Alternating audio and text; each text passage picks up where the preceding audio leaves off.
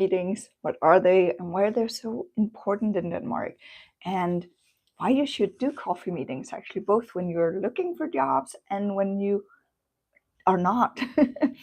So I'm here in my hotel. I'm going to Linked Summit tomorrow, which is a one-day conference I'm looking very much forward to. I'm going to do my live from the summit tomorrow. I hope that's the idea, at least, and interview some people. Let's see how it goes. But let's start off with what is a coffee meeting. A coffee meeting is it's this amazing opportunity to get to know people, to get to know information, to do research. And for me, it's like it's the most informal type of networking you do. So basically, when you're looking as a job seeker, you have the job interviews, then you can have informal job interviews, and then you can have coffee meetings. So coffee meetings are not informal interviews, but they might be a step on the road to that. So the coffee meetings are basically two people meeting for a coffee or a tea or whatever, a drink, to chat and to get to know each other better, to get to know whatever it is you want to get to know.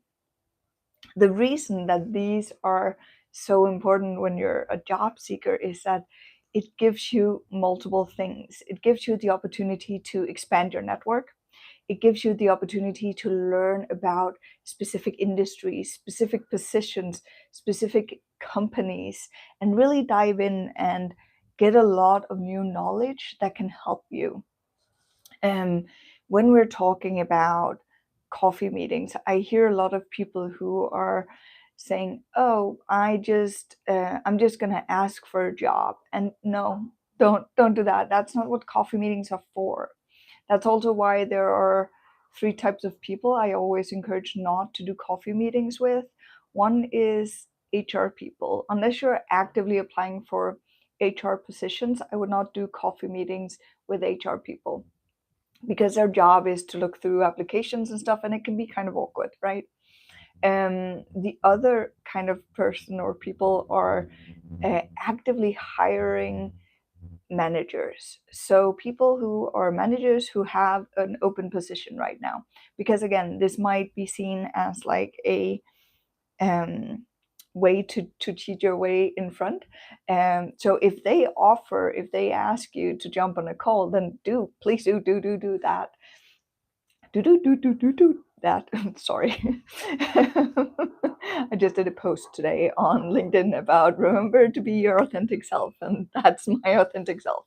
Okay, so and the third person, so yeah, we don't want to jump in line unless they actually let us, right? We don't want to ask for that ourselves. So that's why we don't ask actively currently hiring managers. That sounded wrong.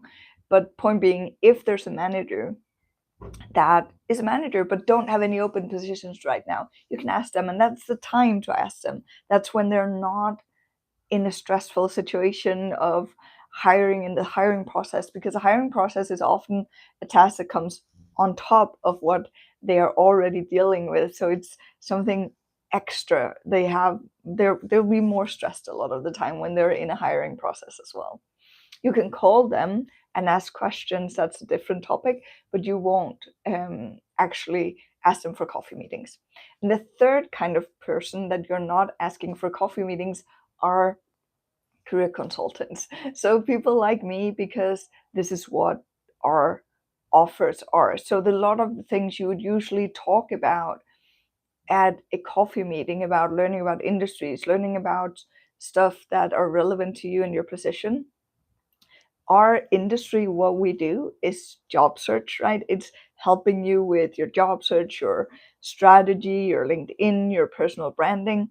So if we do a coffee meeting with you and you ask all of these questions, there's not really a lot for us to charge you for. This is the things that we usually charge money for, right? So don't ask us. A lot of us will have like a free discovery call or a free um like 15 minute kind of intro or something like that that you can book, and see if it's relevant to work together. And please feel free to do that. I work with professionals in Denmark, so a certain level of education. I don't do visas and stuff like that, but you're very welcome to try and book a discovery call with me to see if we could work together. But again, coffee meetings with career consultants is a no-go. But everyone else, and there's such an amazing opportunity to get to know about industry and about specific companies. And here I want to say, think broadly about coffee meetings and about who you want coffee meetings with, because you don't necessarily only look to the manager of a company or a department. You might as well also reach out to someone in the same position as the ones you want to be hired for, or someone who's a step or two further in their career than you are, because that's where you can get a super amount of information about what I would love to know about your career. So, like, what is their career been like? How did they land the job? Or get to know about the company, about what's the team like, all of that kind of stuff. So think broadly, and then when you're like, where do I start? Where do I start finding these people to have these coffee meetings with? And the very best place to start, in my opinion, is in your own network. So start with the people you already know a little bit and see. And if you're not used to doing coffee meetings at all and it stresses you out just thinking about it, then really start with people you know, where it's not necessarily that they have a relevant position or in a relevant company or industry, but just like do a trial coffee meeting with someone so that you kind of get the idea. And it's a very good idea if it's someone where it's not your best friend. It's not someone where it just becomes this nice chit chat meetup that you usually do, but it's someone that's on a more professional level where they're in your network, but you don't necessarily quite know them yet. So that way you can actually train this, right? Just in this case, if it's not something, make them aware of it. But also remember that everybody knows someone. So even if you don't have um, if you don't have like the same interests or the same career or stuff, there's always something that's kind of connecting you. And most people are interesting if you get them talking. I love this Tom Bilyeu quote that is, to be interesting, you need to be interested. So when you're interested in other people, you also become interesting to them, because everybody loves to talk about themselves, and to most people love to talk about themselves and like be useful to others, right? Most people will want to help others. And it's the same reason, by the way, that people will say yes to do a coffee meeting with you, is because they want to help. In Denmark, there's this thing, there's like, Danish people are so cold, they're so hard to get to know. And we might be on a personal level, but on a professional level, we're very, very open, very, very welcoming. We love to help others and we trust others and all of these things, meaning that you can get, and we have a flat structure, right? So you can actually get those coffee meetings. I probably wouldn't go for the CEO of a big company, but unless that's kind of your level, right? But trying to find those meetings that make sense, finding those connections that make sense to you, where you can get in. And most people, if they have the time, will say yes. And remember, if they say no, it's not a reflection on you in terms of you not being worth it or being a bad person or whatever self-destructive thoughts we tend to get a lot of the time when we get rejected. It is a reflection of them, meaning that they might not have the time, which in most cases is the thing, right? They prioritize differently. So they might say no and be like, you know what, I'm sorry, I don't have the time. Or sometimes they just don't answer at all, and that's okay. That's not on you. And if they say no politely, like, oh, I'm really sorry, I would love to, I just don't have the time or capacity, then ask them, is there anyone that you would recommend I reach out to? Because then you might get the next opening instead.